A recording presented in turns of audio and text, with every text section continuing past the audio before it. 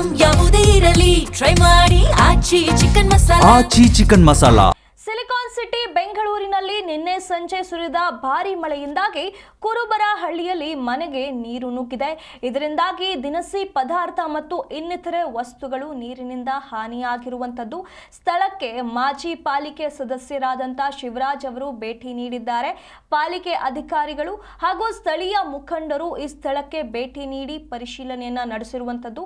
ನಿನ್ನೆ ಸಂಜೆ ಬೆಂಗಳೂರಿನಲ್ಲಿ ಸುರಿದಿರುವಂತ ಭಾರೀ ಮಳೆಯಿಂದಾಗಿ ಇಂಥದ್ದೊಂದು ಅವಾಂತರ ನಡೆದಿರುವಂತದ್ದು.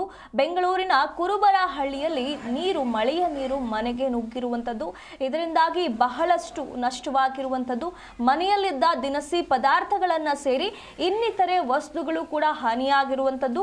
ಹಾಗಾಗಿ ಸ್ಥಳಕ್ಕೆ ಭೇಟಿ ನೀಡಿರುವಂತ ಮಾಜಿ ಪಾಲಿಕೆ ಸದಸ್ಯರು ಅಲ್ಲಿನ ಎಲ್ಲ ಸಂಪೂರ್ಣವಾಗಿ ಪರಿಶೀಲನೆಯನ್ನ ನಡೆಸುತ್ತಿದ್ದಾರೆ. ಶಿವರಾಜ್ ಏನಿದ್ದಾರೆ ಅಲ್ಲಿ ಮಾಜಿ ಪಾಲಿಕೆ ಸದಸ್ಯರು ಅವರು ಸ್ಥಳಕ್ಕೆ ಭೇಟಿ ನೀಡಿ ಪರಿಶೀಲನೆಯನ್ನ ನಡೆಸಿರುವಂತದ್ದು. ಅವರೊಂದಿಗೆ ಸ್ಥಳೀಯ ಮುಖಂಡರು ಕೂಡ ಆ ಒಂದು ಜಾಗದಲ್ಲಿ ಉಪಸ್ಥಿತರಿರುವಂತದ್ದು.